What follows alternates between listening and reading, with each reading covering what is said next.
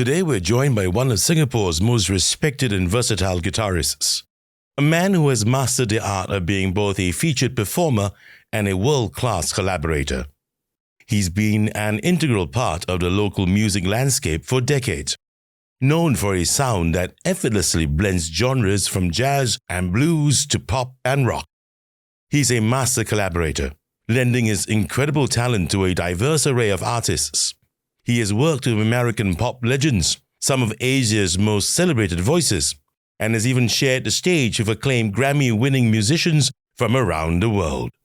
But his philosophy goes beyond mere technical prowess, believing that music is about an immersive journey for the audience, a beautiful blend of melody and arrangement. He is a guitarist, a band leader, an unsung hero of the music world, and a true artist. Right now, I know my show is viewed by a lot of people in Asia. Understand this man, my guest, Reggie Leo, is amongst the top guitarists in my country, Singapore. Okay?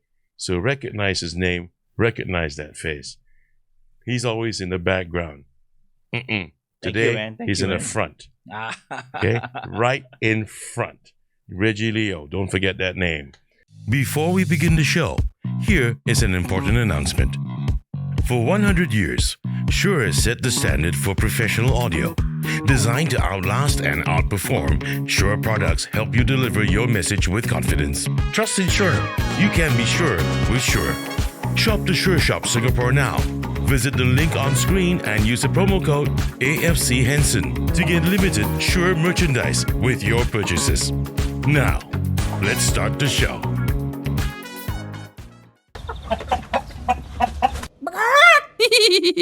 Welcome to the Chris Hansen Conversation. Thank you for tuning in once again.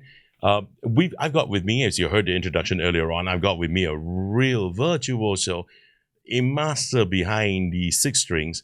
And in studio with me right now for this episode, I have the one, the only, Reggie Leo. Welcome to the studio, Reggie. Good afternoon. Thanks for having me, man. No, not at all. I mean, it's about bloody time I have you on.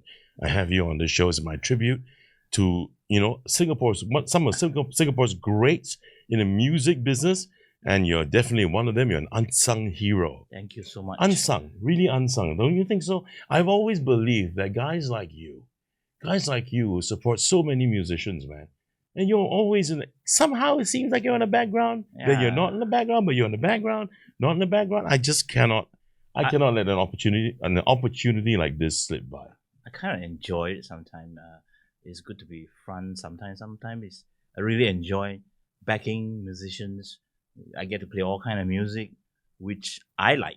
I like all kind of music. That's a problem with me. All kinds. All kinds. Don't tell me yet, because I have that question actually. That will be coming up later on. But thanks for being here again, man. I mean, really. Thank you for having me again. And this is how I normally start my show, Okay. If I were to ask you, right, very succinctly, just who is Reggie Leo? Okay, I sum up my career. I was an Air Force for 6 years. I signed on back in the teenage year. My dad asked me, "You can't study well, just join the army. Save my problem. His problem, not my problem." So I have no idea what I'm going to. So I went inside for 6 years. I just signed on. I was a store technician, they're so called. And the first year, or maybe even 6 months, I hated it. I just hated it, what I'm doing every day. But I was still teenager, right? But How old? Teenager means how old? I was 17 and a half. Okay. 17 and a half. Not even 18 years. And 2 months short of 18 years. I went inside. But I met a bunch of great people, nice people. In my class, in the army day, we have female and males. You know what's going to happen, right? Great people, man. Great people, yeah. And really, some of them is still my friend after all these years. Great. So I hated it. But I met, because everything in life is somehow is a stepping stone, right? You kind of met this who, and we met a lot of soccer great there. I was playing soccer. Somehow I love soccer till today. I met a lot of good soccer player there. So put me in the Air Force team. I don't know why. And I met a lot of people who love music there. We like to jam around campfire, try to impress girl those days. Just teenage, 2 chords, 3 chords, so happy. Before we knew it, we were sent to detachment in the Air Force Day. I was sent to Postings lah. Yeah, I was sent to Philippines. Oh, Clark Air Base. I was there for 3 wow, you were in Clark. Yeah, I was in Clark Air Base. Okay. And I can play a little bit guitar then, but when I go there and I realize that these are the real guitarists.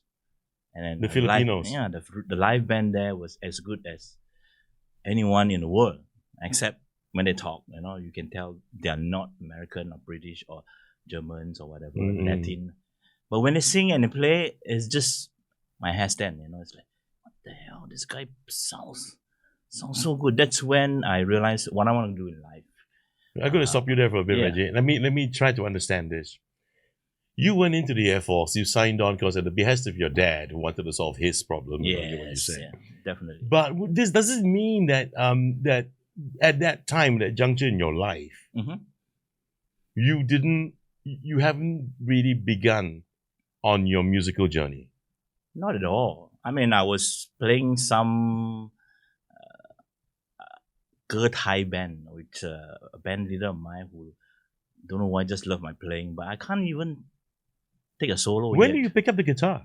Probably 16 years old, maybe. See, like it's a lot of my guests, these guys always tell me, I was playing since I was 4. Oh, yeah. 5. Yeah, I was a late boomer, really late. Late bloomer, huh? I can't even tune my guitar when I was 15 years old, 16 years old, maybe.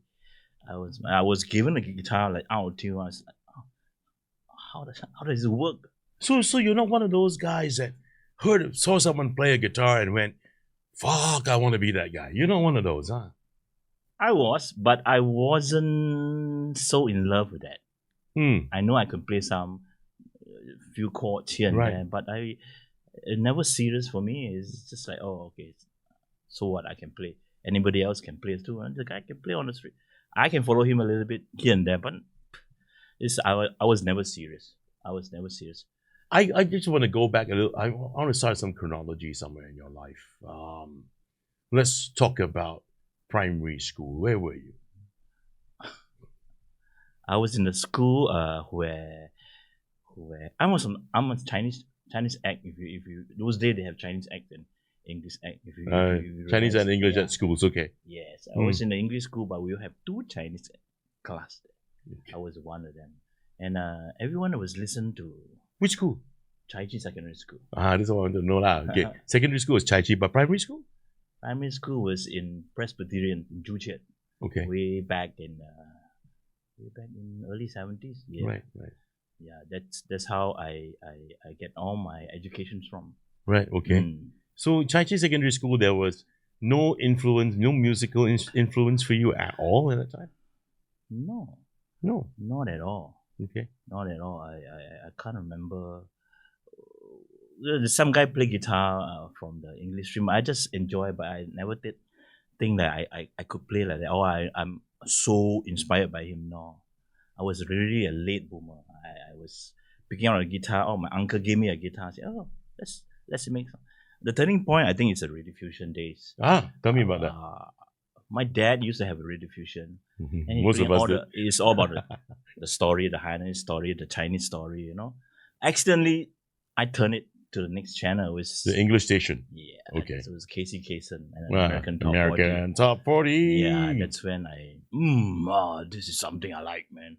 This is something I like. So English music. So that was your exposure. Your exposure to English music. Yeah. Wow. By accident, actually. Really? By accident. You're really that Chinese at. I was. The whole family is Chinese speaking. Not really. My dad can't speak anything at all. Oh, okay. Yeah. It's just. But he's a good. He can't speak English, but he can write Chinese very well. Right. Okay. So in those days we have only reading Chinese music, So when you heard Casey Kasem, American Top 40 on Rediffusion for the first time, what went through you?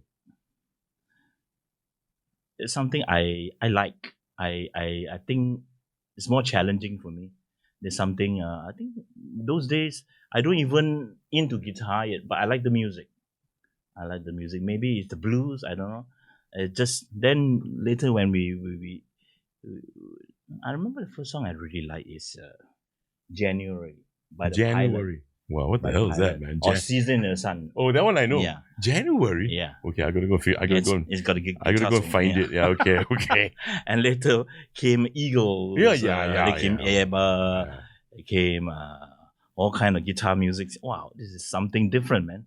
I don't know who is Beatles. I don't know who is Beatles until like Bee Gees introduced me Reggie Leo doesn't know who the fuck the Beatles were. in the 70s. Really in the 70s. Wow, that's news. My son know more Beatles than me now. Huh? Yeah.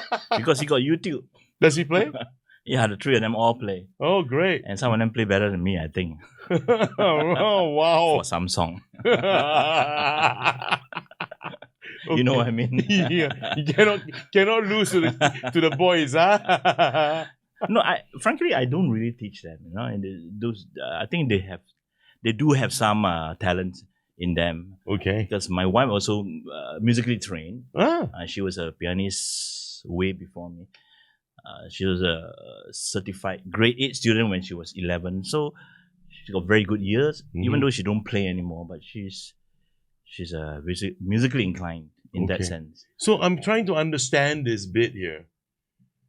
You got influence of English music. Listen, you heard Casey Kasem and his show. Then you got to know about all the other great bands that we spoke about. But that part in your life, as you said, you played for Ketai. Yeah, I don't even know what is that. You know, it's like we wouldn't get paid to. I just love to play. You know, I just play. So was it at that moment that you recognized that, hey, this is what I want to do, or was it later? Oh no, it's much later. But was it okay? Then let me just rephrase that. Was it at that moment when you realized or you recognized that maybe I just love this instrument? Yeah, the words should be maybe. And I was very young then, and I just went to the army. I just lost touch, you know. I just completely because it's just I'm staying in Tengah base those days. Every day I just play soccer. Okay. I don't touch guitar for like. What the fuck? You don't sound like a musician at all. What you just saying? What you just said to me, this whole thing. I mean, like, where am I gonna find this thread, man? I'm trying so hard to find this thread. Right? There's no nothing. Connection. Yeah. There's no correlation. Okay, the Ketai is the only thing I can spot. Yeah, okay? But we lost touch after I went to the So army, you signed on, you went in, and you hated the damn job, but you loved the people. Yeah, I love the so. And then you played football. I know you love football. Yeah, you love to play the game. You still do. And I know that okay, you mentioned also that, you know, get-togethers and barbecues and everybody just play by the campfires and stuff. I think I only know like maybe 6 chords. Huh? 5 chords. Get the fuck out of here, man. Really? I don't. And then I use capo, just switch to different key. Just like, what the hell? Yeah. Okay. Yeah. Okay. Let's get. That's my education. I really want to find out. Okay. Fine. So you signed on. What happened after that in your life? What did you do? You left the Air Force eventually. No, 6 years. I think the detachment to Philippines, that was a game changer. The one at Clark Air Base. There was even like after my 3rd year, so the first 3 years I don't know what I'm doing. I just 8 to 5 come back and cycle to whatever. I go to the Tengah Air Base is huge. You know, I just play soccer a lot those days. That's when I learned my soccer skill from there, from the senior player who trash out on me. You're talking to a guitarist or football player, David. Okay. I really love soccer more than anything else those days. I know. Please call it football. It's not fucking soccer, bro. Only the Americans call it soccer, dude. Okay, soccer, whatever you call it. Soccer. Football, man. Come on. Okay. I know. But you sound more like it seems as if I'm interviewing someone who's a pro footballer. Like, how do you begin your football career? Fucking hell. I'm talking to a 6-string legend.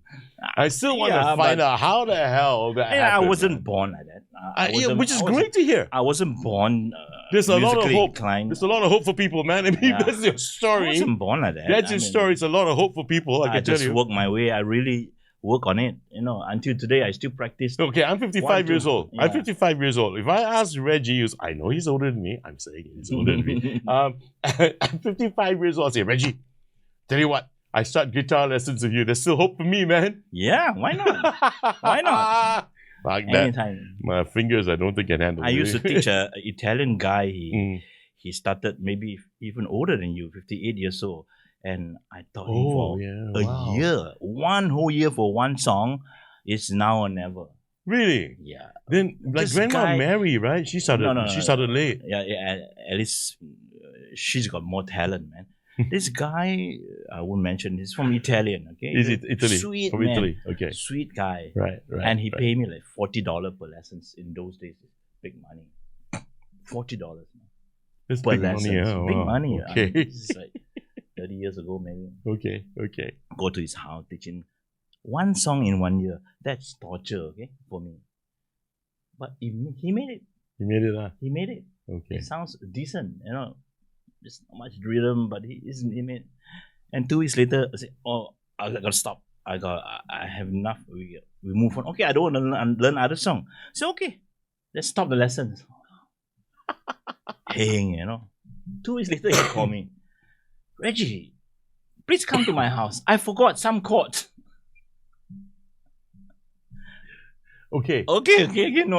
I found new excuse. Oh, I'm starting new school now. I have no time. That's it. I never see him anymore. He should be. Probably he should be 80s now. Wow, If he's my still goodness. Yeah. Okay. Yeah, but sweet man. Yeah. Really sweet man. Okay. So let's get back to that thread in our conversation. When so the football thing, you went to Clark Air Base, you were thrilled with what you saw with the Filipinos playing there, right? Yeah. And then what happened from there? Obviously, I was very inspired.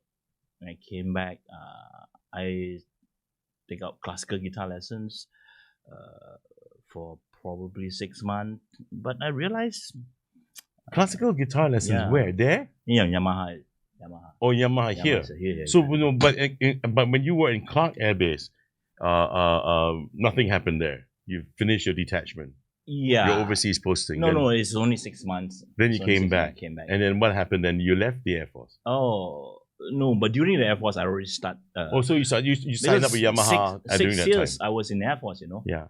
I was in Tenga for 3 years. I was in. So whilst you were there, whilst you were 3 in service, you attended the Yamaha lessons. Yeah. Okay. It's only 8 to 5, right? Okay. Then I take out some electric guitar lessons and realize classical music because I want to learn the language. I learn how to read. That's when I really learned how to read they call it tauge those days. Yeah. The notes, yeah. Okay. But I realized this side of me, I like electric guitar too. So I took out the guitar lessons at the same time. Electric guitar lessons, okay. Both at the Classical same time. and electric. I was so serious those days. Right. And I love it. Both I love it. But come to a point I have to give up one. But of course I Why? Why do you have to give up one? Because I just got no time. Okay, because of time. All right. Just got no time to do anything else. Air Force is taking out most of your life. And so which one did you give up? I gave up the classical after 3 years. Well, fuck it, obvious. Okay. Stupid question, Chris. No, but I do learn a lot.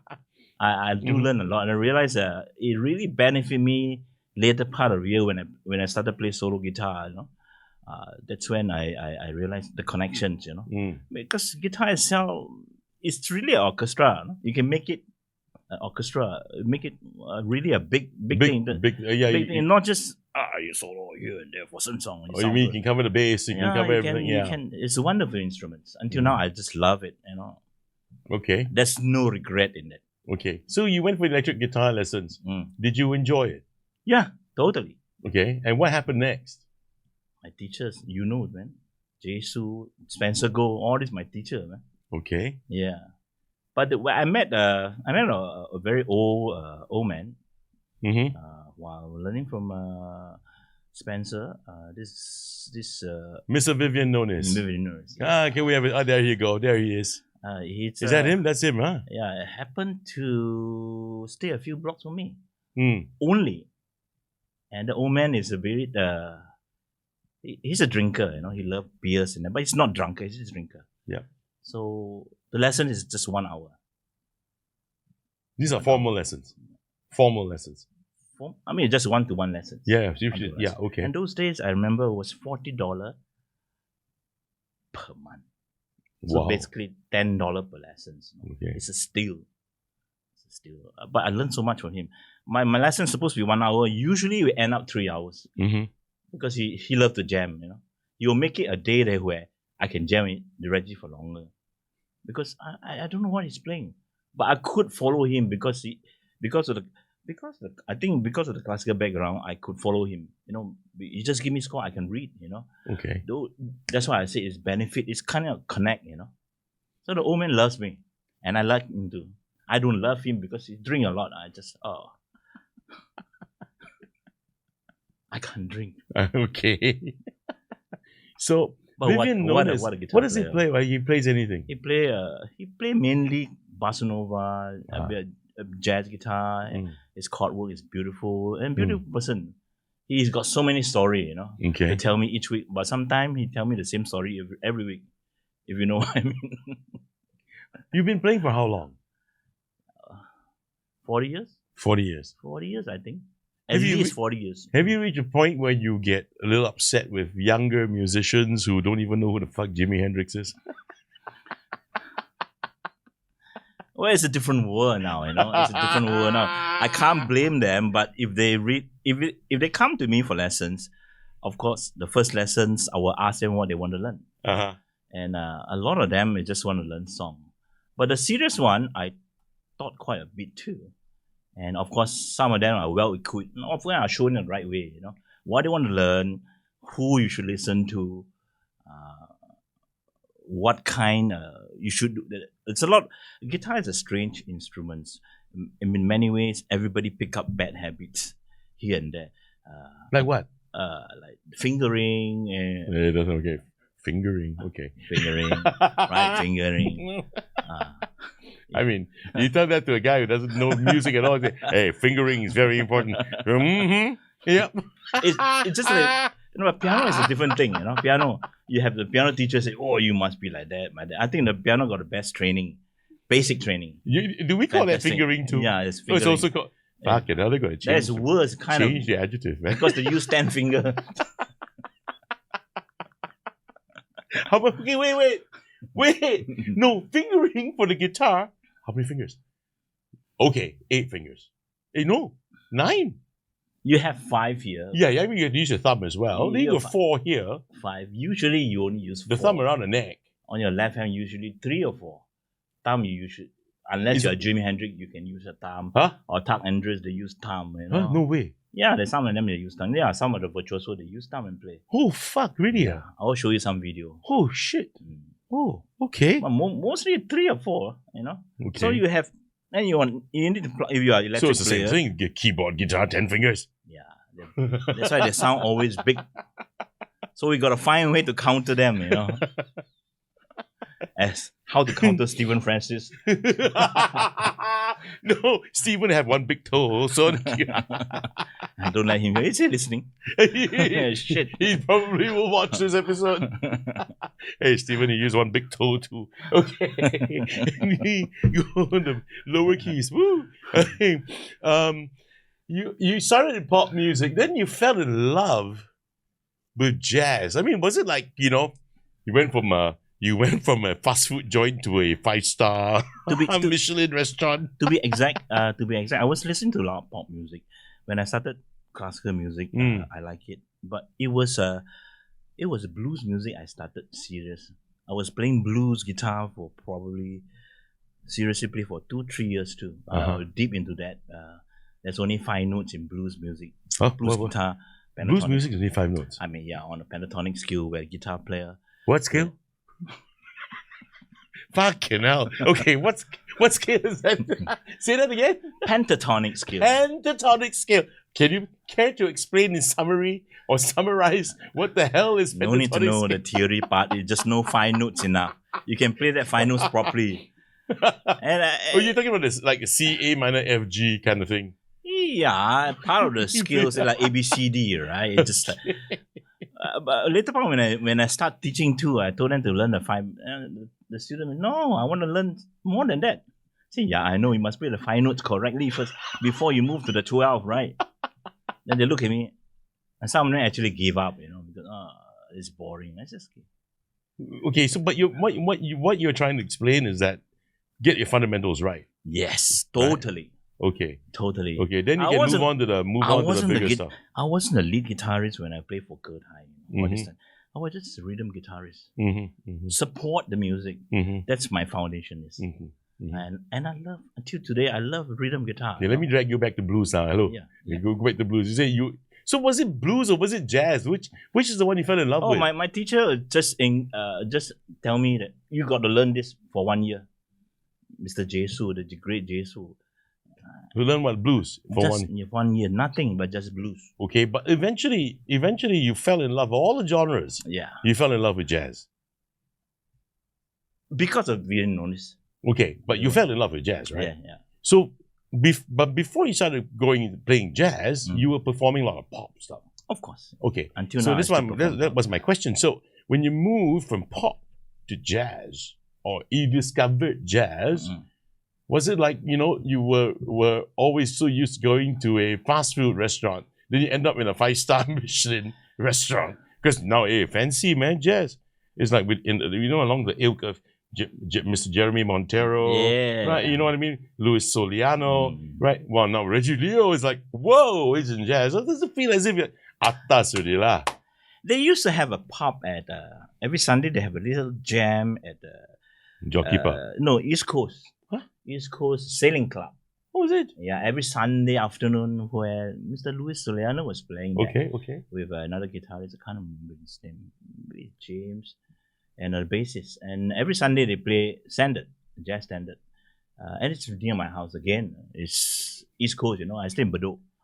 So somebody just asked me, hey, come along, you listen to him. That's when I actually listen to jazz music. And every Sunday. And I get to know him. And they're fighting all the time, the three of them. Luis Soliano. Okay. Of course, you when you are learning, when you influenced by all these people, you listen to them. And best of all, Mr. Luis actually sing too. He sing all these songs. Yeah. Not only he can play, he can sing too. That's when you learn the kind of melody. I still think melody is king to today, all kind of music. That's how we fell in love with music in the first place. That's when I there's a side of me telling me, hey, this is really nice. I was playing pop those days. That's when I would say that's a main influence for me. But the East Coast Sailing Center, watching Mr. Luis Soliano and friends play. Yeah. And then you got into the jazz. And after I knowing vibe. him, we kind of keep in touch. So Right. whenever he perform, Okay. I just follow and watch him. Okay. I think the same as everybody else who learn from him. Right. We all kind of get influenced by him somehow. A lot of people have been influenced by Luis. Yeah. Right? I mean, great it's guy. It's amazing, right? He's been playing this music for like 60 Oh, over hell years, yeah. He's in his 80 now. He's and the super granddaddy of us all. Yeah. he knows this line. Yeah. Just pick up the good thing from him. Yeah. Can we play that little short vid of Reggie Leo Yes. and his love for jazz? Oh, this is in...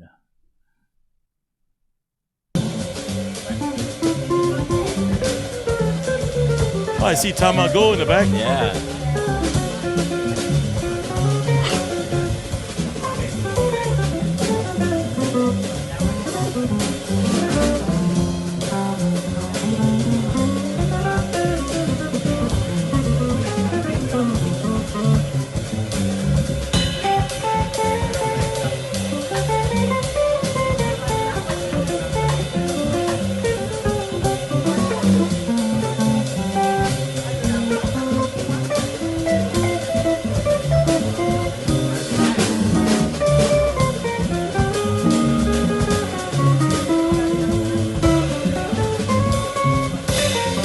All right, guys, thank you.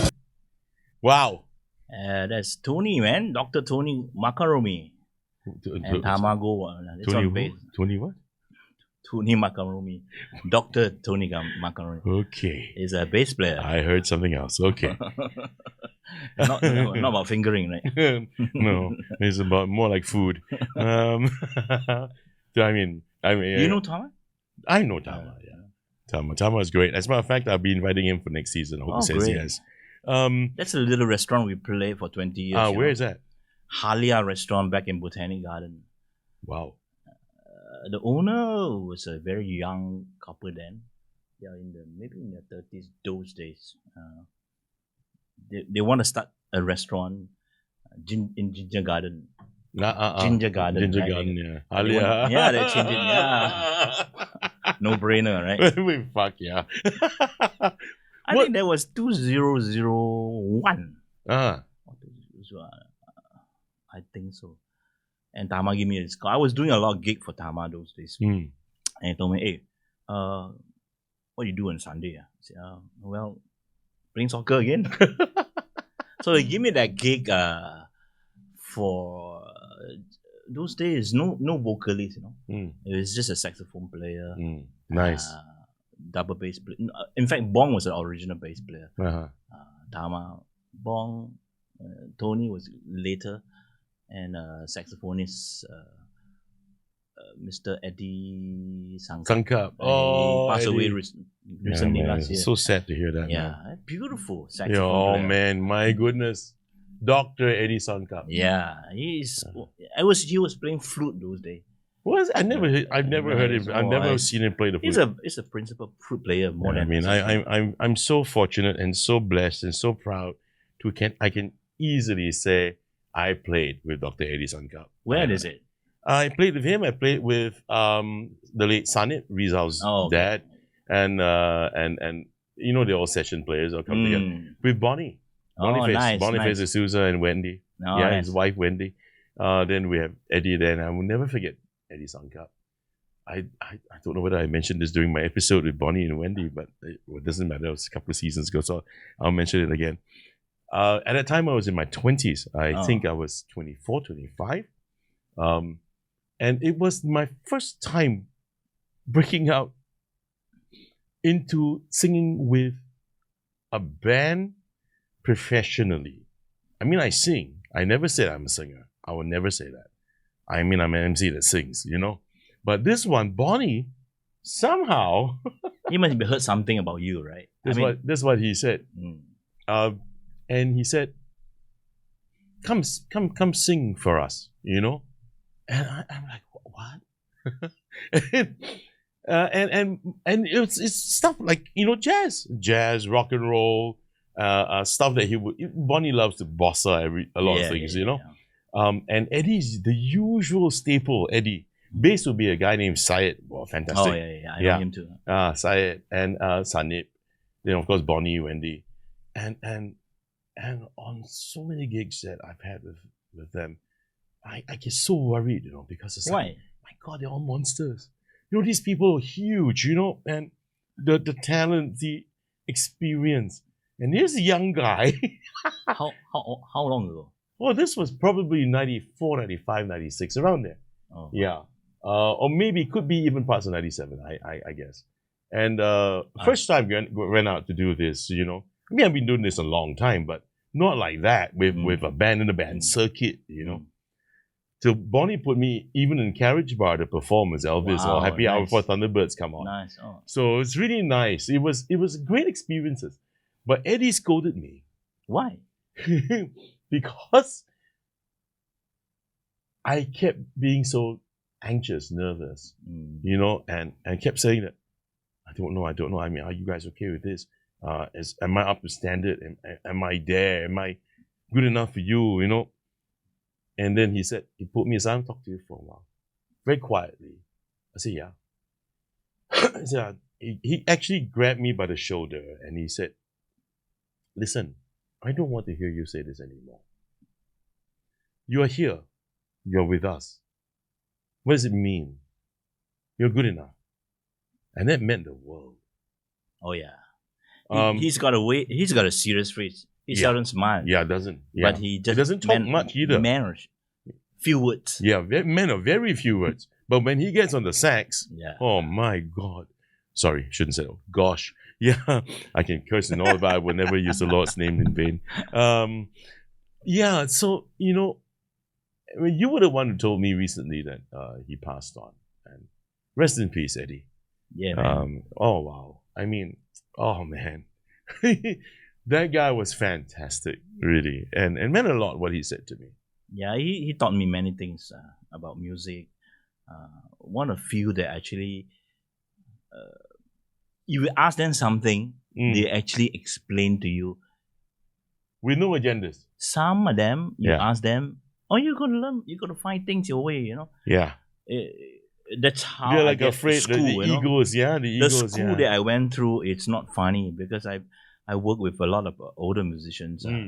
Some of them, I don't want to use the word insecure, but at the same time, it's not a nice environment. Some of them, I feel how you feel, the same thing, and some of them really nasty. Yeah, they don't want to share. They don't want to share, and they put you down sometimes. Mm.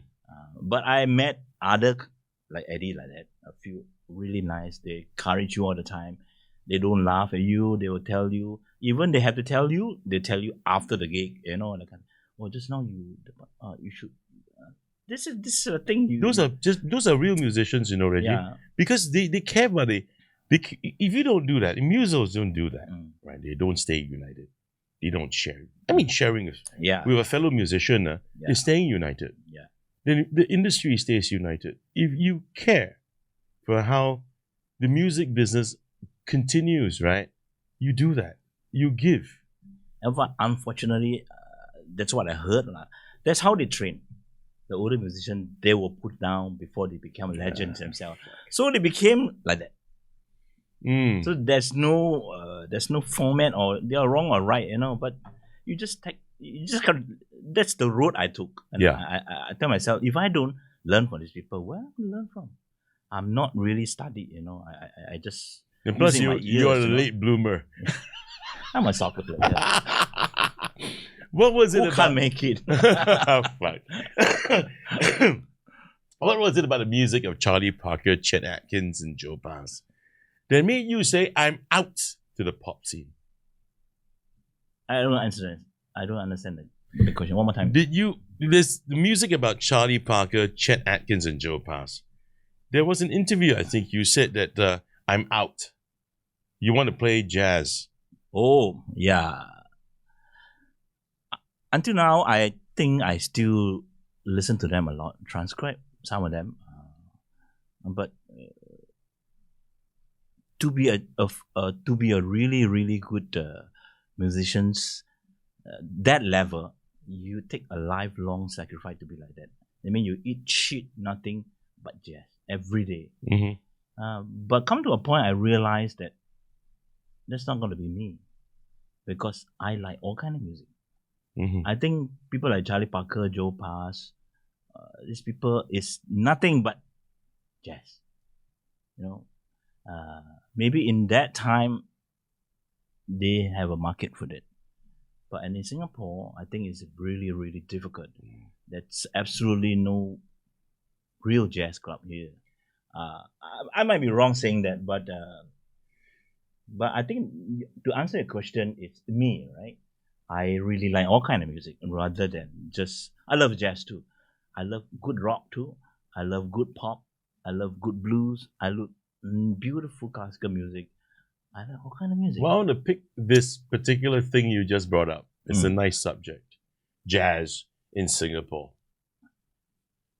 Let's roll back the clock a little bit. Years ago, in the old Westin, now it's called the Swiss Hotel, there was a joint called LD Young Trio playing at the Somerset Bar. And the Somerset Bar was a jazz purist jazz bar. Yeah, that's agree. Yeah. Okay, and do you think the Somerset Bar did well during its time? At that time, I think so. So at that time, if I'm not mistaken, that's probably in the 90s. Yes. Through past the mid 90s as well. Yeah. And LD Young Trio playing at Somerset Bar. they were doing well, business was quite brisk. Does it mean then that the generation back then appreciated jazz more than the ones today? I mean, for those people who didn't watch L.D. Young, he's more than a jazz musician. I think apart from his great singing and his playing, he's an entertainer.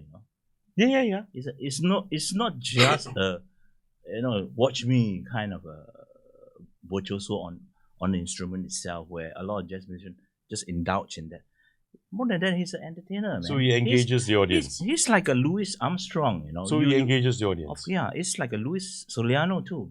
He knows his music well, but at the same time, he never lose the interest of the audience point of view. We're here to be entertained, not just listen to. This is an interesting point because if compared to before, that guys like in LD Young, yes, and people were going to the Somerset Bar to enjoy jazz, though they may not have understood jazz, but because it was entertaining. Yeah. The performers were entertaining. So I feel like, hey, I like this place. Yeah. I can, and the music, I'm trying to understand it, but I will still go back. Yeah. And I will eventually learn to understand this. It was entertainment to educate. Yes. But could that actually happen today? I mean, it's a great idea still that if we have musos, jazz musicians who are able to say, be really entertaining, engage the audience. Of course. People feel great. And they keep coming back. And it will work. Yeah, definitely. and people get educated more and more on jazz. Yeah. But unfortunately today, I would say all, they are so indulged in how to improve their skills, their licks, their song choice. But fuck, without an audience, man, but, you play but you lose the interest of the audience. You play to an empty hall. Yeah. I think it's not only local. I mean, in the world too. Of course, Singapore is even harder. Jazz is like stout. It's an acquired taste. It's not like gin tonic, right? You know. Honestly, hi, Jeremy. If you're watching this, I mean, what we're trying to say is we want people to enjoy jazz. Of course, we're not saying that there's no standard in it, but you're right. The entertainment value is what's needed, right? Being able to front whoever it is on lead, for example. To front that microphone and to get people to relate to them or relate to the audience. I think it's not only jazz, even pop music, even classical music, or even all kind of variety shows. If the audience don't feel entertained, what is the point? Yeah. What's the point? So so what you're saying is interesting because be an entertainer first. You know why? Let me just try and draw some correlation here. Yeah. Like in the MC world, in my world, the Flying Dutchman, brother from another mother. Shout out to you, Mark Van Carlenberg, the Flying Dutchman. When he and I we had the MC Academy for 7-8 years, and so many batches came in and out of our doors. So what we always say is this: if you watch when the Americans watch a Singapore MC host an event, they go, "That's not an MC. An MC just makes announcements. He's just a mouthpiece." It's true, man. Yeah, really? I'm not kidding. I got on this group, right? The MC group, on one of the socials. I'm not gonna say. And in this group, I keep looking at. I just hosted this, and the hosting was like nothing you see like Ryan Seacrest doing stuff like that. Yeah. Ryan Seacrest is not considered an MC. He's an entertainer. But MCs, when in their context, is just making announcements. So FD and I always tell our classes, look, you are entertainer first, MC second, because if you cannot entertain, you will still not capture your audience. It's an interesting point you bring up. It's the same thing, what? Yeah, I mean, until today, there is not yet another Casey Kasem. Why he's so entertaining? Yeah. Without looking at the guy, he's just a voice those days in the radio fusion. Yeah. Why I was stuck at the radio fusion for 4 hours. I will forgo my soccer, listen to this guy. Yeah. Why?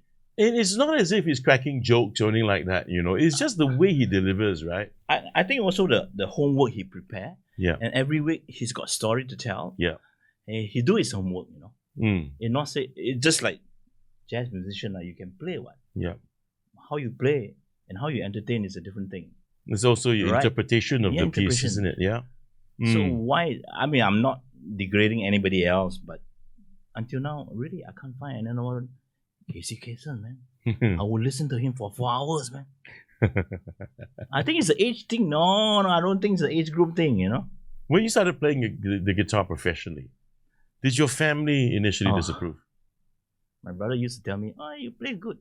What are you gonna do?" You know. And it's like, I want to become professional musicians. I no. What else can you do to make money? You know. No. I'm asking you a serious question. He's only 1 year. So no, I want to become a musician. Is there a profession there? He was telling me, "Are you sure?" And we didn't talk for a couple of months because that's really, you know. It was a real no-no for the family, is it? Yeah. Mm-hmm. So after I left the Air Force, I was fortunate. I got a job after 3 months playing music.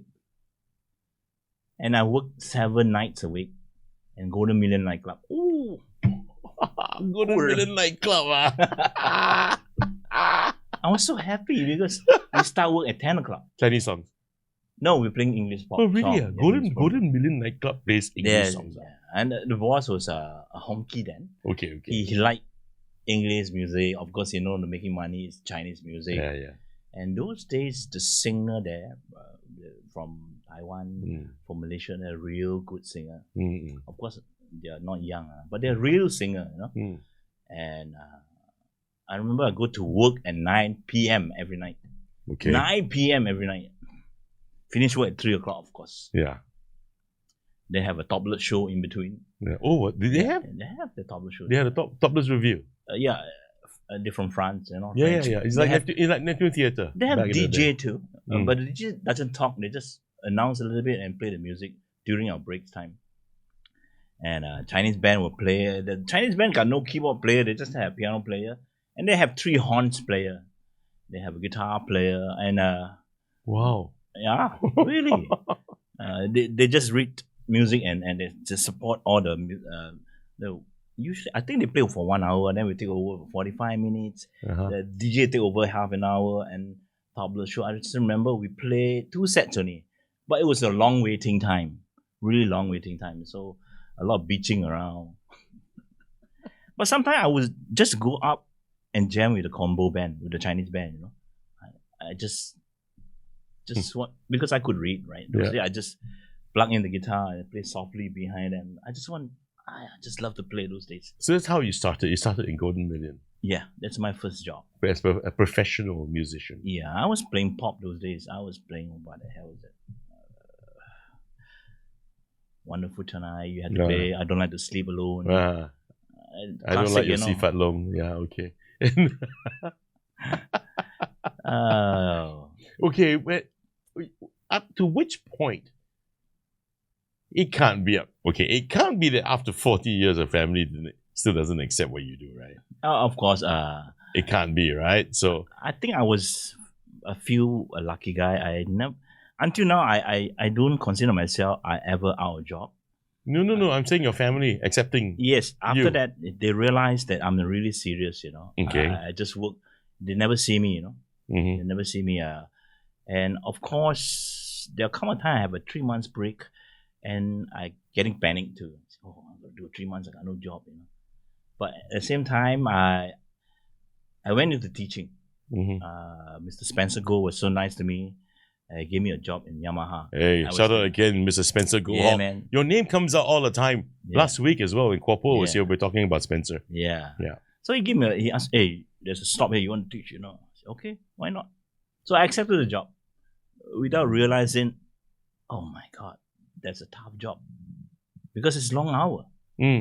And being a late night musician, finish at 3 o'clock those days, and wake up at 8 o'clock, 9 o'clock, goes to work at 10 o'clock, 5 days a week.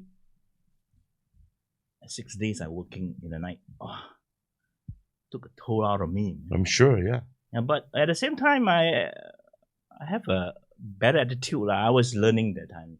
I learned, and teaching is the same thing as music. On the job, man, you learn how to keep student. You learn how to become a better musician by teaching them. You understand what I'm Yes, trying of to course. say? Yes, I do. Because you have to do the research. Yeah. Not only the music. When you teach, you're teaching yourself twice over. Yeah, you Yeah. learn not only the everything about the pieces and how to keep them interest. That's hard. That's really hard. Of course, that's why to be a musician in Singapore, like working musician, you really have to be. How do I say it? You have to be really hardworking in many things. Not only the music itself, you will learn about how to deal with humans all the time. Yeah, and your endurance as well. Yeah, a lot of patience you need. No, not just that. You're working nights. And also, even you do all this homework, they will leave you. Mm. That's human nature. Yeah. Then you realize, I spent 2 years teaching this guy and I left just like that. Yeah, I know. That happens to the best of us. I've had those too with some of my students. You worked with some massive names like this one. When I saw his name for the first time, because I'm not in the Chinese scene, but when I saw his name for the first time, I laughed my ass off. Jam Xiao. Oh yeah. Can you imagine my name is Peanut Butter Hansen? Really? Okay. I mean, can you imagine if my name was, Peanut Butter Hansen is Jam lah, Jam, Jam. Jam Xiao, I really don't know who he is. And JJ Lin, that one I know lah. Yeah. So is it true that the best session musicians are like musical ninjas? You make the star look good, but you're never seen. That's why I said earlier on, you're in the back, you're in the front, in front and the back, in front and then to the back. So is it true? I think the music has changed massively in terms of arrangement, feels over the... Mm-hmm. When I would listen to all the Chinese music in the 60s, 70s, or maybe a little bit 80s, mm-hmm. it was very different from the 90s onwards. Mm-hmm. Because I think the arranger had become younger, mm-hmm. right? The music became very Americanized. So even the Chinese music became very Western. Has it? Arrangement-wise. Really? Yeah. Okay. The feel very totally different from 60s, 70s music, which I also exposed to. So I'm in a two-world, But somehow I got an offer to play that. In fact, it's a very rock. This guy is very rock. He loves all the rock music. Even this music is very melodious, but the arrangement is rock. So we have two guitar players. Mm. We have a Malaysian guitar player and me.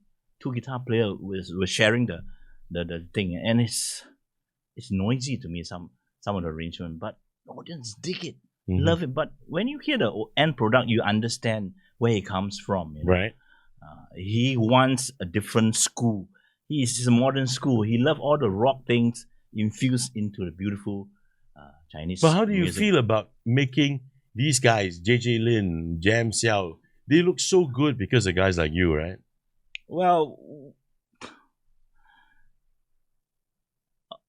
up to that point, you realize that it's hard, but it's not rocket science too, right?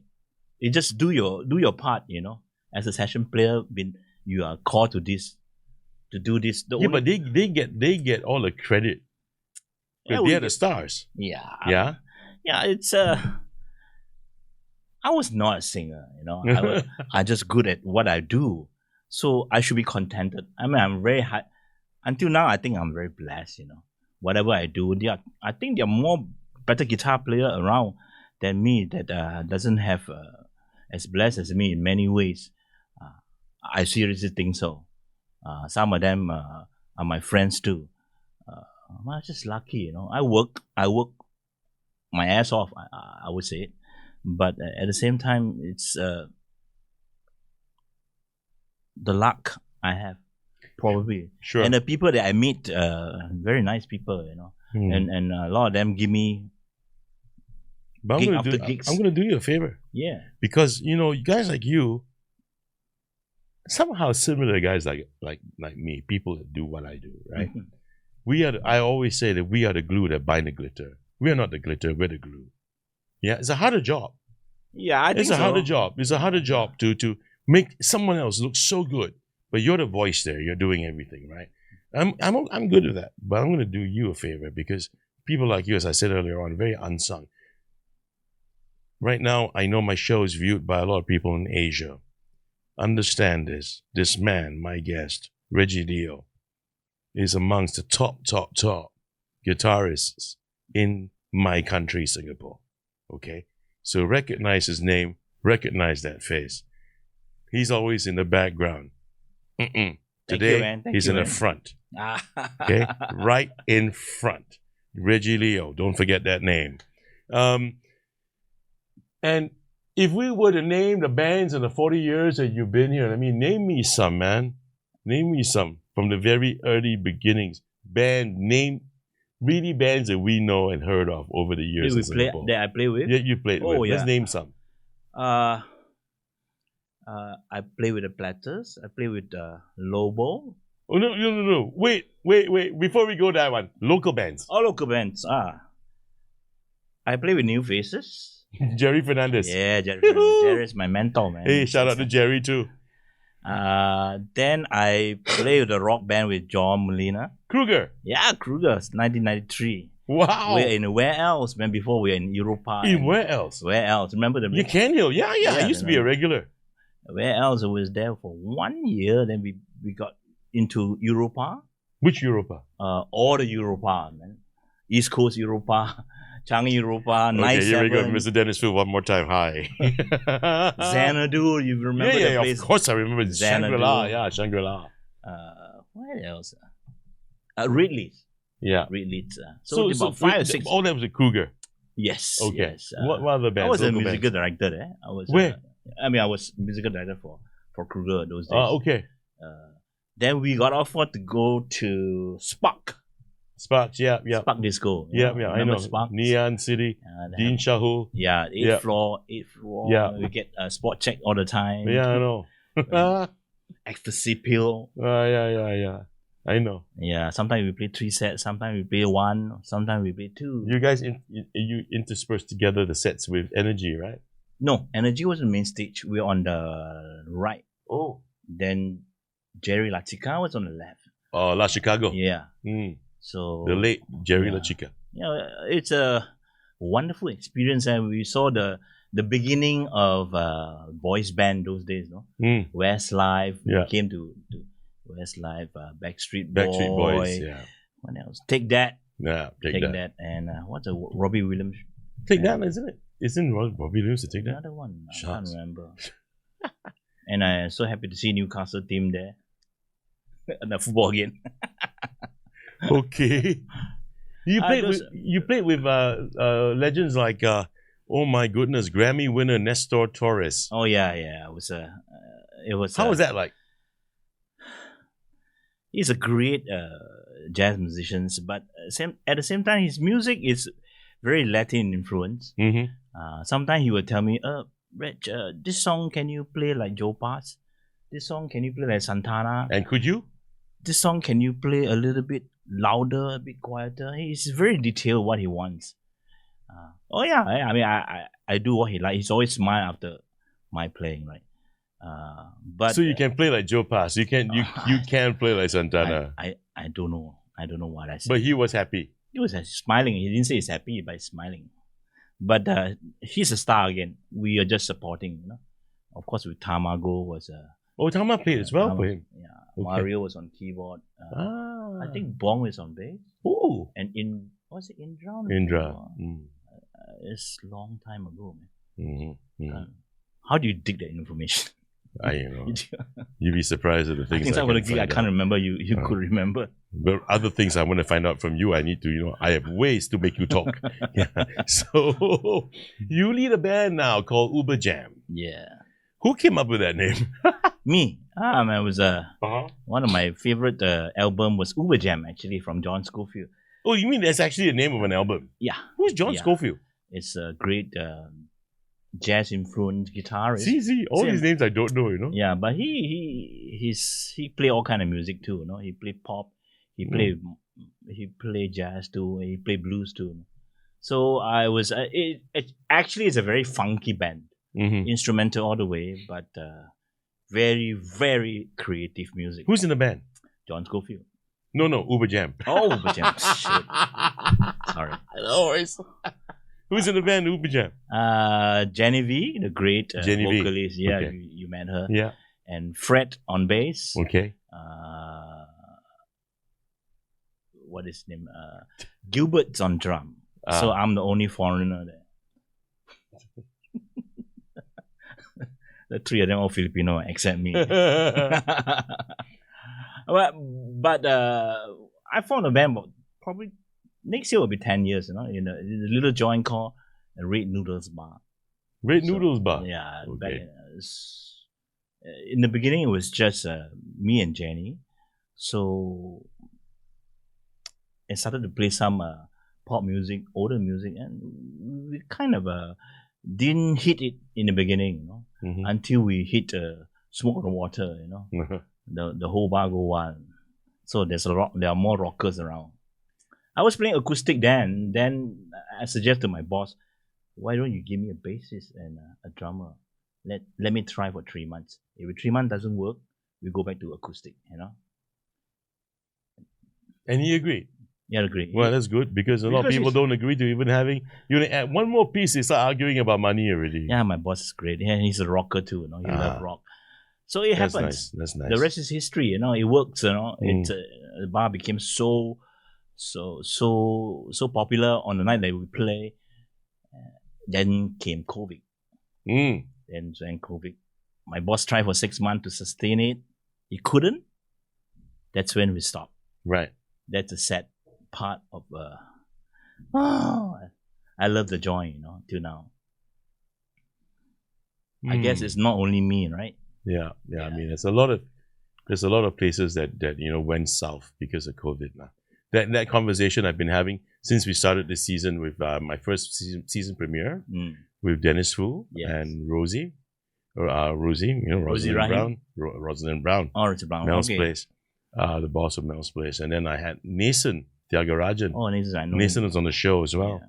So we just had our shoot the episode before yours. Oh. And we talked a lot already about what happened then and also how things are like today from a nightlife scene. So you should catch those episodes. Is it even on the YouTube now? Not yet. I mean, right now, no. I mean, okay, for those of you now watching, we've launched it already. Yeah, but as right now at this time of recording, not yet. Okay. Yeah. Wow, I had to really explain that one. What's the strangest or most surprising request you've ever gotten from a client, either for a session or a live gig? I have to tell you this little story. I still think it's really funny. Yeah, I'm all about stories, man. Come on. Yeah. The great Louis gave me this gig. He gave me a call in the afternoon. Hey, Reggie, tonight what are you doing? I'm not doing anything tonight.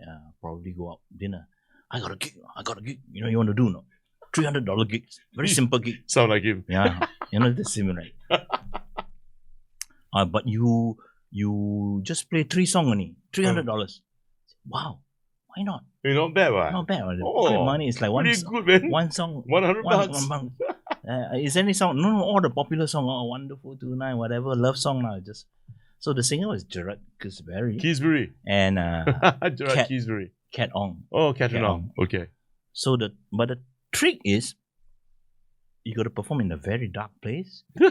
A dark place that you can't even see a fretboard. This one, the dinner thing that in the dark, right? Yeah. So when you go to the venue, sound check, I wonder why it's sound check, we can't see anything, right? I'll explain to you the whole story. So we were there 1 hour before that, and it's already dark. It's like 9:30 in the night, East Coast Beach, And this rich man is probably in his 30s, tried to propose to a beautiful girl, really beautiful girl. By the way, Louis described, I had to believe him, huh? So, hey, Kat, what song? I just play simple song. I think it's nothing got nothing gonna change my love. George Benson, Wonderful Tonight. The other one I can't remember. So of course those songs I can play. I thought I can play, I can play in the light lah. when you go to the beach, you can't see anything. You suddenly realize that you can't play, man. Huh? Really? Not even by muscle memory. You can't feel the frets. Yeah, it's difficult because it's windy at the same time. It's really dark, but there's something it saves me that we're supposed to light the candle, you know, Yeah. candle around the candlelight save us so we can actually see the fretboard. Of course, some of them still need to read the music, but it's okay. So we played the 3 song. Uh-huh. So the guy walked in. Oh, that's a beautiful girl, man. We saw it from without the light. We said, "Wow, it's beautiful, man." Oh, let's just play the 3 song. Finish already. Okay, okay. They're very happy. Back up. Go home. So we don't know what's going on. So the guy talked to the guy. The next day, hey, Louis, what happened last night? Reg, you know, the girl rejected him. Oh, fuck! He's supposed to propose to him, no? Yes, the whole thing is so funny. It's like, would you believe it? I think he's a smart girl. Obviously, he knows. Good story, man. Obviously, he knows he's a playboy. Right? Oh, freaking good story, man. I think I'm not sure Gerard ever remember that. I'm sure Kat remember that. I think Louis can't remember that. This is the most comical. I said it many times already with many guests on this show. Louis can't even remember me. Okay, I want to move on. You said before that music isn't about sheer technical prowess.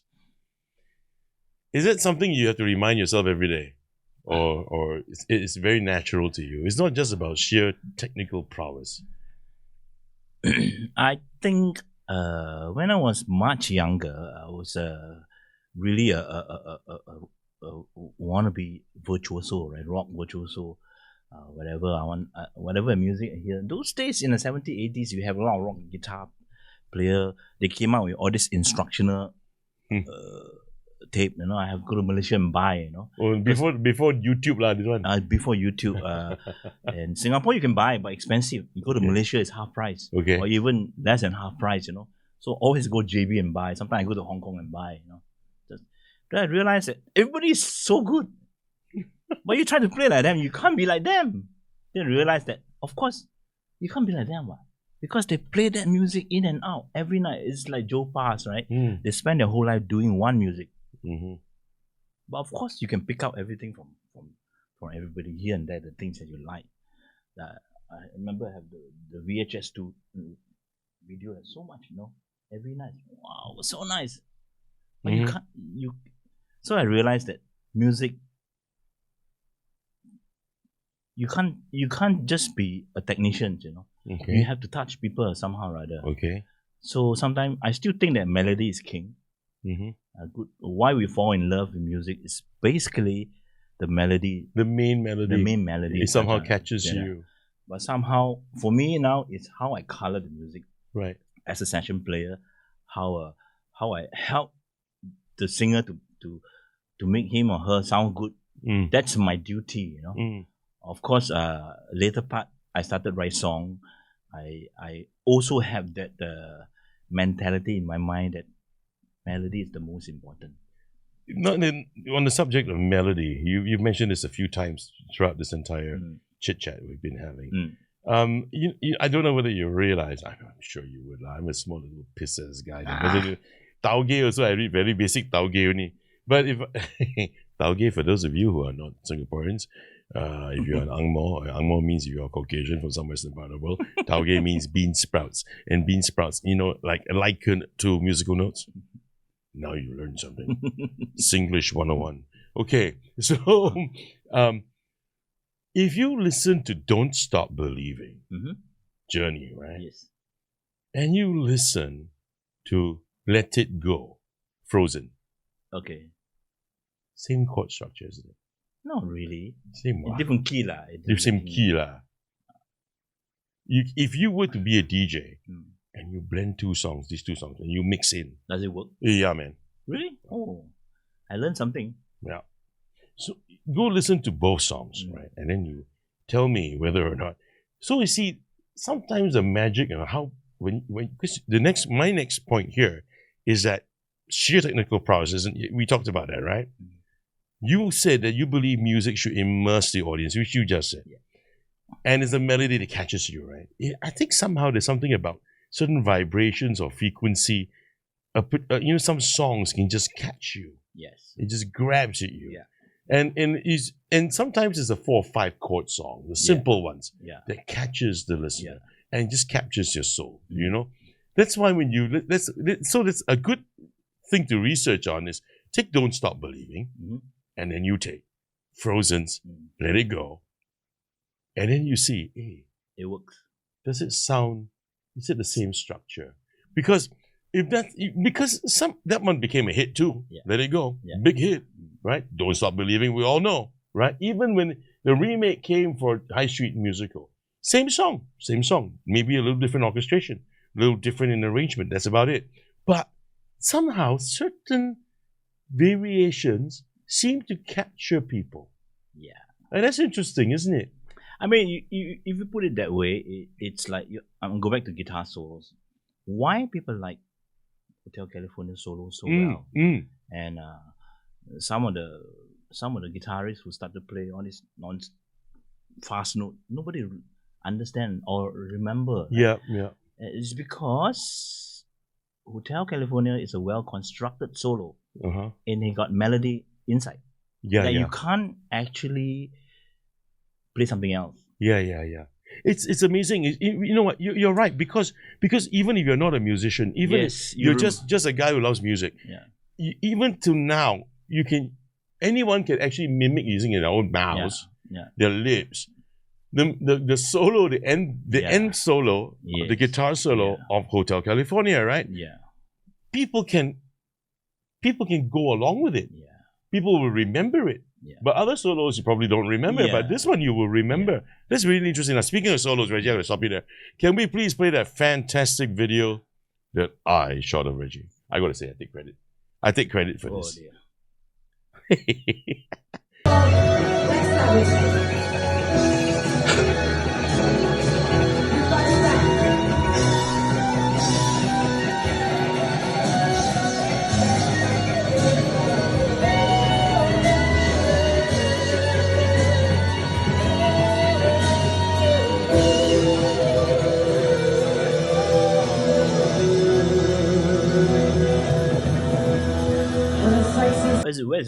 Where's this place? I can't remember.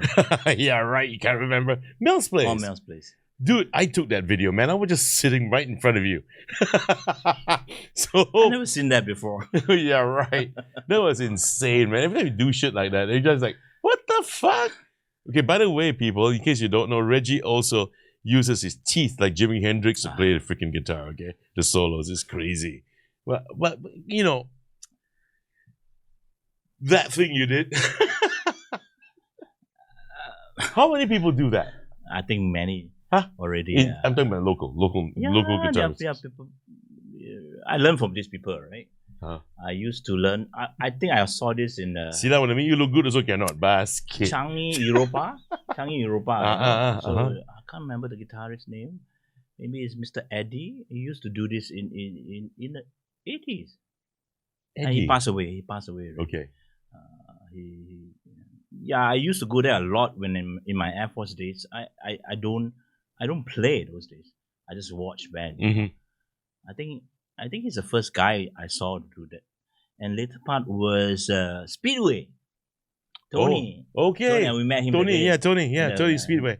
And I told him about it. He's like, really? Say, you did this shit in your own bar, in the 80s, right? That's the thing, you know. And he can't remember. You mean you know me? That's the thing about that's the thing about guy. That's the thing about musos, great musos. I mean, like guys like Tony. Like when you introduced him to me, I looked at him. That was years ago when I first and last saw him. Yeah. When in the old Sweely Brass Bassa he was working there for a couple of years as a salesman. And I used to walk into Sweely there, and I'm not even a musician, right? But I've always loved being around instruments and stuff. And I walked in and I saw this guy sitting on a freaking floor, cross-legged, and he was just going on. And I'm like, what the fuck am I watching, man? You know, and it was him. Yeah. And I never, I was, what, 18? This is Brass Pasar Complex? Yes, I was 18 years old. I was in 1988. Till today, I've not forgotten that scene in my head. So, I mean, when you are great, you're great. You know, people won't forget you. And this guy, and apart from his talent, he's a very down to earth man. I mean, when we were young, we go to Sweden, we go to CD Music, we go to these people. Some of the salesmen look at us. Are you buying or trying? Yeah. This guy is different. So can I help you? Come, I show you something. This one, you should try this guitar instead of this one. Yeah. It's so encouraging for us. You know? Not like I would mention in the other stuff, right? And Tony, I always remember him. He's not only a great guitarist and a great guy, you know. But you know, since we're talking about by the way, it's Tony Gunn. Tony Gunn, yes. Shout out Tony Gunn. It's this is a compliment to you. Also, man, you're talking about Sweetie, right? I was working there for 1 year, you know. Yeah, but you know something, man. I gotta say, they're kind of good now. Yeah. When you go in there, the staff comes up to you. They're very friendly. Oh yeah. And they really ask you probing stuff, and you know, and they engage you, which is great now. I really enjoy going. Which one you go to? The flagship one. Oh, the Star Vista. Star Vista. Yeah. But of course, I used to work at the Plaza Singapura for a year, where they have two shops. One next to Supreme Music, one the other side. They sell keyboards more. Yeah. And Robert Singh was working there. This is 1987 too. The one I used to go to was the one they used to be there in I-12 Katong. Okay, I understand. Yeah. I used to go to that one. Was it I-12 or I-12. Katong Shopping Centre? Do you have another one? Katong Shopping Centre was a long time ago. Oh. They used to have one there. Oh. An old one. Yeah. It was great when it was in Katong Shopping Centre, man. Yeah. Because it's quiet, right? It's this thing about being around instruments. You know what I'm saying? It's although I don't play, but it's just being surrounded by these things. Yeah, I used to go a lot. Plaza Singapura, combo shop they call it, upstairs 6th floor. Later part I was teaching there, but before that I was go there, hang on. As you see, I look at the guitar, look at the same guitar. So it's so weird for me because when I was in school, I used to go to Suili in Bras Basah. Then when I started work, my office was up the road for a couple of years in Cathay Building. Wow. So I used to walk over to Plaza Sing. You know, I just want to be around instruments. I don't know why. Why don't you pick up one instrument? Fuck, I don't know, man. Because I don't think I can make it. Why not? I don't know. I just don't think I can. Then I discovered I got one instrument, but I'll never call myself a singer. Yeah. So Reggie, what's keep doing? Yeah, man. I gotta talk to you at length over coffee about this shit. You know, what does your creative process look like for you? Is it a sudden flash of genius, or is it a musical Lego set? You know, where you build things piece by piece until they sound right? What's your creative process? I think I spend more time listening to all kind of music, and I actually love transcribing music. That's when I train my ears. So, for example, if I like a piece of music, I will transcribe it using my ear, without YouTube, without those days. Today is so easy, right? You just pick up, you Google it, the chord came out, dude. the lyrics came out. Now, you go to AI, man. Everything comes out, right? But I've been to the school where everything is just ear and your skills, man. How you connect to the. Then I realized that if I look at the YouTube today, the original is a different position now, totally different position when I play, but it sounds the same. No, to me. So I created my own language on the instrument. So basically, you trust my ear. You trust yourself. Yes. Of course, trial and error lah. Yeah. A lot of error along the way. But you enjoy that, huh? Yeah, I love it. You enjoy that process, huh? I love. It's like learning a language, right? Yeah. You're learning a language. It's, the bass is actually this, not that. You know, the singer is singing this note. I thought he was singing that note. But when you transcribe it, you realize that you found out the real chords to the song. Why this solo sounds good over here, not there, Right. So overall, it's like you educate yourself in that sense. So if you could transcribe a piece of music correctly, I think you're like having a master class with whoever you're trying to study. It's a real thing, and you move on, and song after song after song, I transcribe a lot. I don't transcribe only guitar player. I transcribe trumpetist, flutist, Oh, really? Yeah. keyboard player, saxophonist. Oh, shit. Yeah, I love it. I mean, because wow. because they have different way of approaching the instrument itself, right? A keyboard will never sound like a guitar. But having said that, I heard Mr. Indra play guitar solo on the keyboard. Oh man, that guy is a monster. Yeah. He sounds better than a guitarist. Sorry. Hi, Indra. Indra Ismail, shout out to you. For those of you who don't know who Indra Ismail is, he is the brother of the late, great Iskandar Ismail. And a keyboard player. There's a lot of good musicians locally here. Yeah. That I work with. I'm so happy. I'm so lucky. I seen, I heard, and I work with them. Unfortunately, some of them is just fading away. Because of the market. Yeah. After a while, it's sad. It is. It's sad. It is. That's why I have this tribute show, man. I don't want people to be forgotten. I do my little bit in trying to hopefully bring back some life to the nightlife scene, because this is where you guys are. Yeah, thanks, man. I probably have the toughest question for you yet. Oh no. And you cannot say no, huh? Oh no. If you had to trade your guitar for any other instrument for 1 year, cannot say I will never trade. Cannot. What would you choose and why? Probably bass. Ooh. Bass and harmonica. I always love harmonica, and I tried. Just got no stamina for that. I went to buy for myself 5 different harmonicas, 5 different keys. I still fucking trying to figure it out. Yeah, see, that's what I mean. I can't freaking learn a musical instrument. Having said that, but why bass? Why bass? Yeah, I realize as you grow old, you like to play lesser note. Bass is lesser notes, man? Yeah, of course. You play lesser note or what? Dude, I'm not a musician, man. You gotta tell me. And the guitar. Hey, Bong may have things to say to you about that. By the way, Bong is a great bass player. Oh, anyway. Fantastic. Hands down, Bong. Wow. What is hardest? I think it's a foundation. The bass is all about groove, and bass can't make mistake, man. Huh? Bassist, you can't make mistake, man. What? You make mistake, everybody knows. Oh, cannot make mistake. You cannot make a mistake. Right? Okay. So discipline. Why I love it. It's the bass is the bassist. Yes. In any band, right? I mean, yeah. So if you ask me the question, I would like to become a bass player. Wow. And why harmonica? Oh, I just love the sound of the Seriously? harmonica. Yeah. Oh, okay. I love the sound. Of course, some of the virtuoso I heard make it sound so easy. Why not? Let me try. No, it's not easy. It's not easy. It isn't. Any pet peeves you have in the music world? Any what? Pet peeves, things you don't like. For example, I'll give you some examples. When a guitarist just shreds all over everyone else's part, or is there, a bigger, more annoying thing that makes you want to throw your guitar across the room?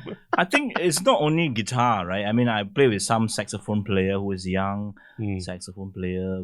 I used to do a lot of wedding gigs where just me and Eddie, me and Fabian, some of the young saxophonists is just non-stop playing, man. Because I think there's only 2 instruments that you can non-stop playing. There's a drum, a bass, or maybe a chord instruments. The rest you just play the melody. It may take a solo and just shut up, wait for your terms. So and that some of them, and even when you play, the piano player play or the guitar player play, they keep playing. And that's annoying to me. So that's your biggest pet peeve. You cannot tahan. Well, or is there something? One of those. Okay, give me one more. There really annoys. Gets in your tits. Cannot take it. Latecomers?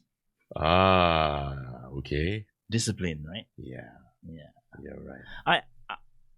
I mean, part of the music scene is also a lifestyle thing, right? You Yeah. gotta you either be a professional, Yeah. or you look like a professional. Yeah. There are there are musicians who come late. Yeah. Almost every day. Oh fuck. Yeah, almost every day. And they the excuse is always the same. The cab went to the wrong place. Or my hair got stuck. I couldn't find my pants. And I have a singer who come to the gig. 8 o'clock is the gig. They come at 7:55. I'm not late, what? The gig starts what time? 8 o'clock. Technically, she's right? Yeah, but there's no By the sound time check. you sound there's check, nothing. by Yeah. the time you sound, you start at 8:05. Yeah. You are late. Yeah. The worst thing is you make everybody stress. Yeah. And it's still happening. I'm not surprised. It's still happening. You know, FD and I in those years at the MC Academy, we have this module. We dedicated one module called reliability. And this is what we talk about. Because if you're a musician, right, in any profession for that matter, reliability is key. Only doctors. Okay, Oops. I didn't say that. It was not me. Watch my lips, yeah. When that was said, it was not me. I didn't move my mouth. Okay. You said before that your biggest, or wrong, that hard work is more important than talent. Obviously, To be fair, I always say that too. you need to have talent to play music too. To be fair, you need to have talent to become a DJ. So too, Reggie right? Leo is hard work or talent? Because you started late. Was it hard work or talent? I'm pretty sure you work fucking hard. I think hard work is more important than talent. Yeah. Definitely in any professions, Yeah. you know. I've seen some born genius so good in music, they just don't have anything else, you know. You can't use them in the gig because they just can't dress. They year after year they play the same song. They don't improve themselves.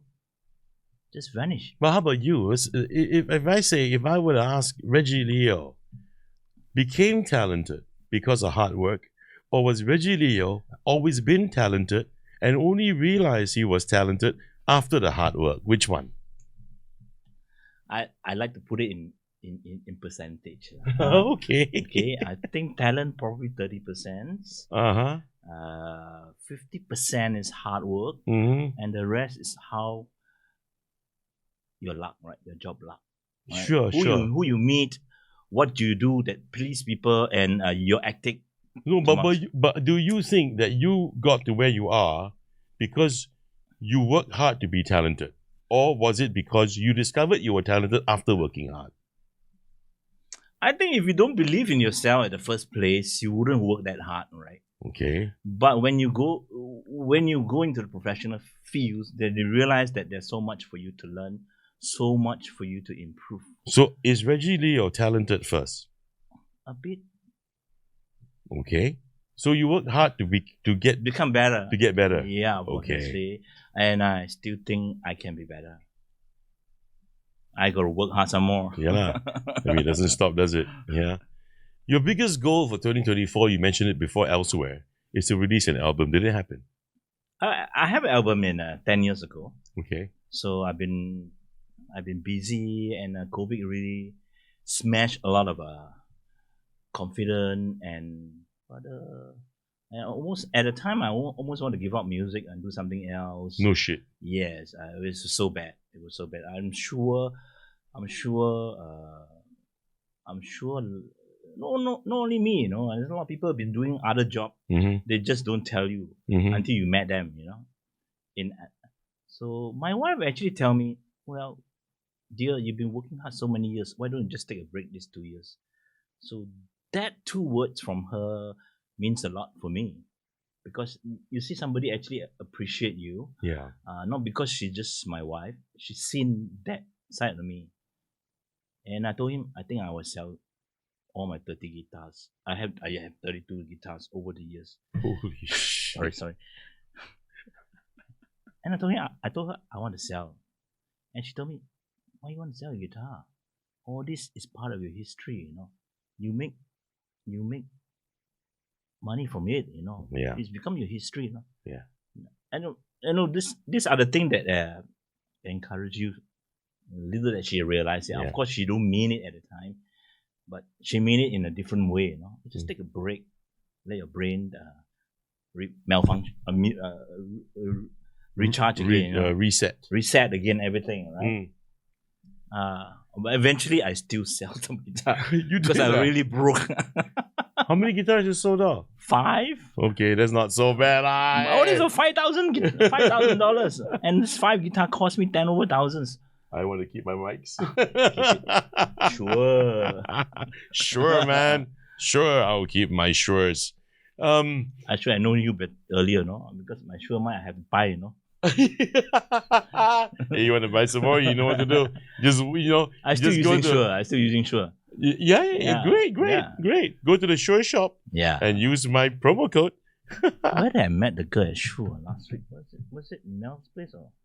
She telling me the same thing too. She gave me a card. I don't know where the card is. I should call her. Okay. Now, for all young musicians out there with big dreams, you've ever told them to just keep doing it? Yeah. What's the first step after that? Have a good night's sleep or just a lot more practice? Which one? I mean, everything you want to become good, you have to work on it. So it's still the sheer hard work, right? And I have a couple of students now who's playing in the club now. Of course, some of them don't admit they learn from me, but some of them really still get in touch with me. I'm happy, man, because I can hear something inside they're playing, Which, what do you hear? Obviously, some of them I can hear my licks inside, which is annoying. Wait.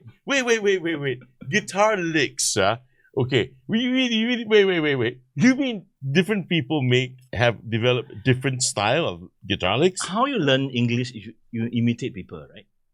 From your mother and your father, right? Same thing, what? Okay. Same as English. Same as music. You mimic people, right? You imitate. Yeah. Mirroring. Yeah. You mimic and mirror. So somehow or other, you can hear the connections after a while. Really? Yeah. So the styling, you mean? Yeah. Sometimes Such a thing, Sometimes I have to tell them, why don't you get your own licks? Huh? Well,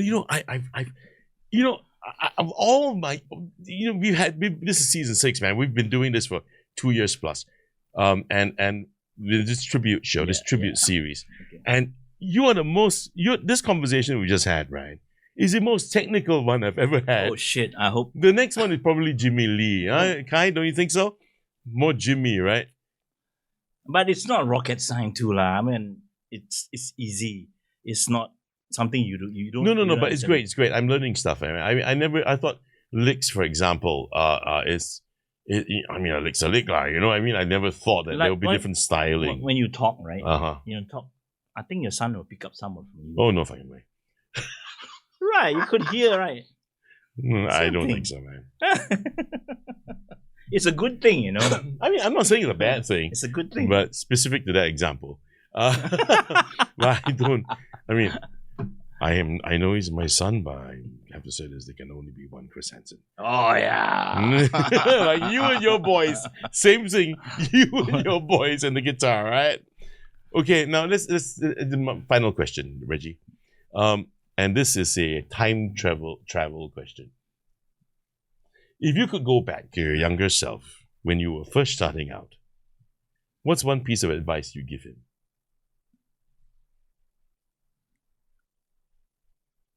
Regarding music or regarding as a anything, whole? Man, whatever rocks your boat, man.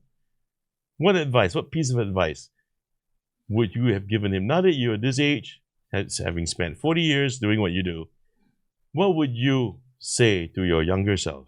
I look at my son and the younger generation today. They have all the opportunity today and the information age. Unfortunately, they don't have the long gun train like us. The way we were trained, hard knock school, Yeah. We've been through a lot of hard knocks, like negative things, School of life lah. school of life. For myself, I wish I could study music when I was much younger. That's my biggest regret. I never have the money, never have the support, never have the confidence to. I'm talking about my younger days. Yeah, sure. This is my question. Yeah. So later part, it's because when you start working, I never have the time. So I make time. That's a thing I love about teaching now, because in between the teaching time, I can spend time studying or practicing. I do that. So I don't take teaching. Some people hate teaching, but I don't hate teaching, because I find I'm teaching myself eventually. So the piece of advice for me is, if you could study something when you are young, or you have a parent who understand, start young, man. Everything, study as much as you can, and get knocks as early as you can. Yeah. Go through the experiences early. Yeah, not only music. Pay it forward, man. Pay it forward. And Reggie, can I say something? Yeah, please. Yeah. Be respectful to the people before you. Yeah. You know, be senior musicians or all kind of senior posts before. Anything you're doing. Those that come before you. Yeah. Yeah. Respect them, because they've been through a lot. They paved the way for all of us. Yeah. Reggie, thank you so very much for being here, man. Thank you for having me. And this is my tribute to you, sir. Thank you so much. Thank you so much. Really, man. I mean, my goodness, the guitaring, the fingering. Cut to my cam. Thank you, Kai. Okay, everybody, that was Reggie Leo. It's been such a real technical discussion, I know, but it was but fantastic, man. I enjoyed my time talking to him. And yeah, I think I got to pick up a music instrument. First, I got to learn how to whistle. Right. Pick up a guitar, man. Learn 5 chords like me.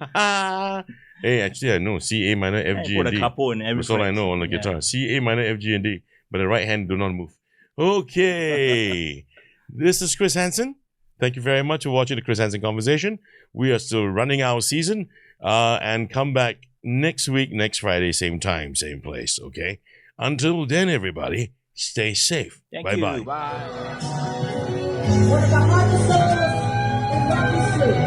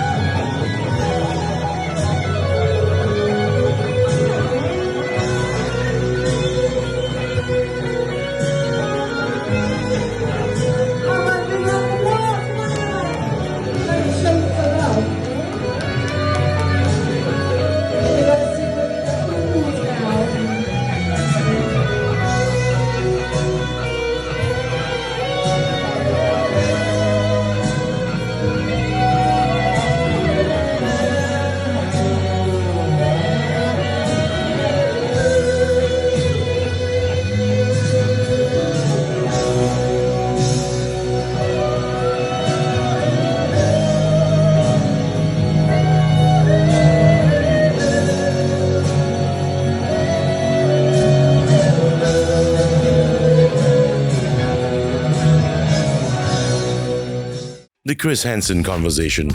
Real talk, no filters. And a growing community of more than 80,000 subscribers across ASEAN, right here from Singapore.